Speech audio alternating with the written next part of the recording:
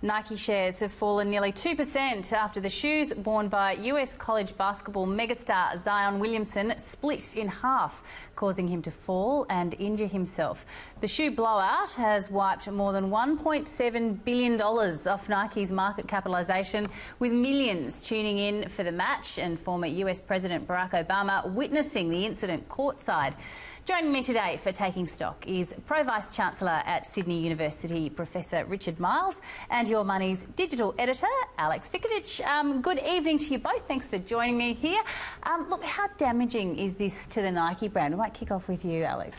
Yeah, look, I think Nike will probably survive this. They've survived, criticisms over a long history. They've been accused of, child exploitation and all sorts of things that are arguably more serious than this. Having said that, if you're a small business and your product is sort of exposed as faulty or having a problem on an international stage, then it probably would do you in. But I think for Nike, there's some damage control now, but I think they probably survive this. What do you think, Richard? Is it one of this perfect storm, just three random things happen to happen all at once? I think it's a sort of week's news and then it will just pass. But also it shows a lot about college sport in America as well. I mean, you're trying to think about a college athlete in Australia having this kind of impact. It would just never happen, would it? I think that's a really important context to give. I mean, college sports in the US is huge business. I mean, as big in some ways as the sort of national sports leagues. I've been to matches in Texas, for example, where you've got 100,000 people in the audience, which is more than at the Sydney opening, the Olympic opening ceremony games. I think it really is, and there's billions of dollars that change hands, not just to the university.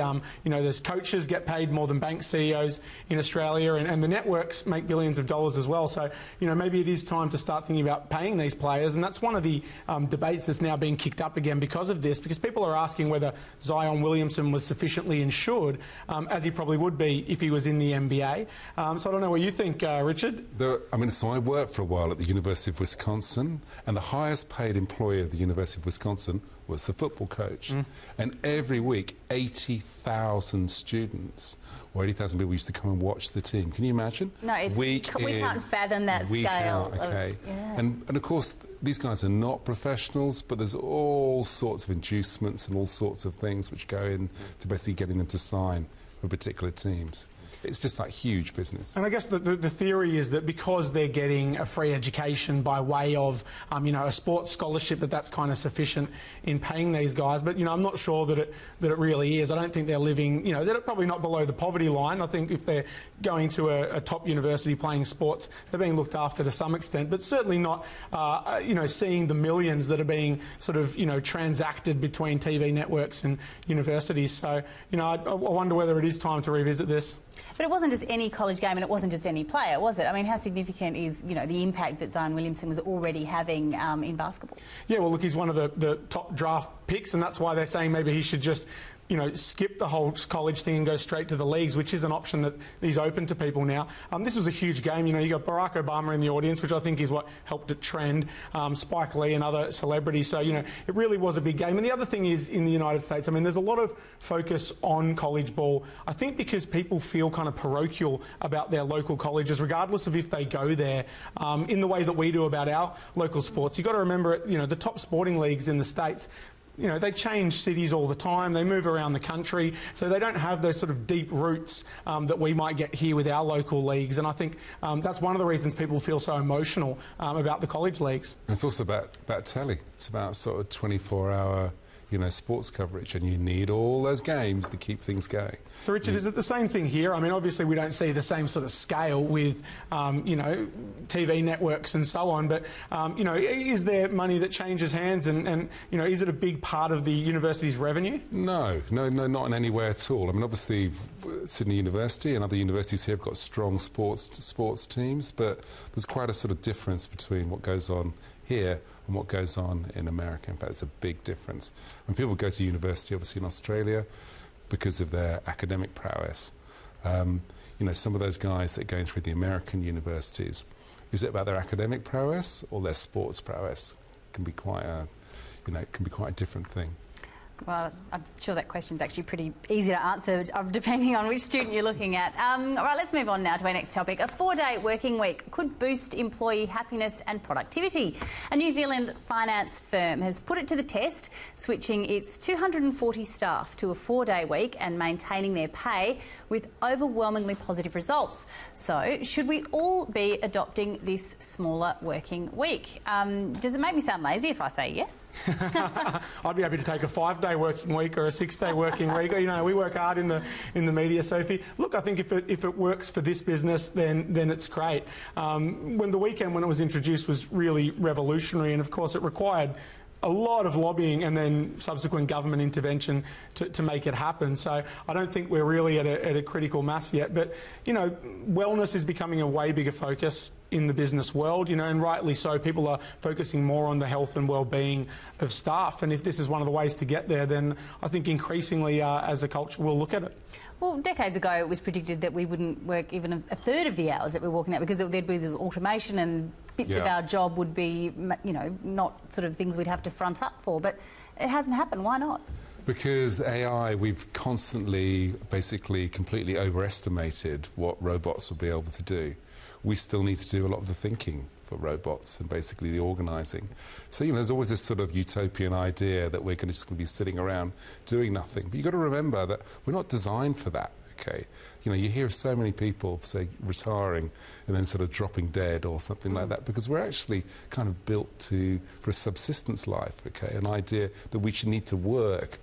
And so, you know, I'm a bit suspicious of the 4-day week, but I'll take it as long as as long as my kids don't take a 4-day week. Yes. Okay? Well, I think that's the problem, isn't it? I mean, if you instituted it across the board, then productivity-wise, we would find other ways to simply get the same result, and, you know, we'd become accustomed to it. I think where it's really interesting is the way that it's being done at the moment, where certain businesses are taking it on themselves to test these sorts of things for altruistic purposes or indeed as an incentive. There's another firm down in Tasmania, Collins SBA. It's a small accounting and financial planning firm, and they made headlines around the country when they instituted not a 4-day week but a 5-hour day, 5 days a week. So all of their staff come in at 9, leave at 1 p.m. and they did, you know, quite systematic reporting on it and ended up, you know, deciding that it really did work for them, that they were able to be as productive. And one of the reasons were people really were using that afternoon time to be active and to be healthier, and they saw all sorts of results off the back of that,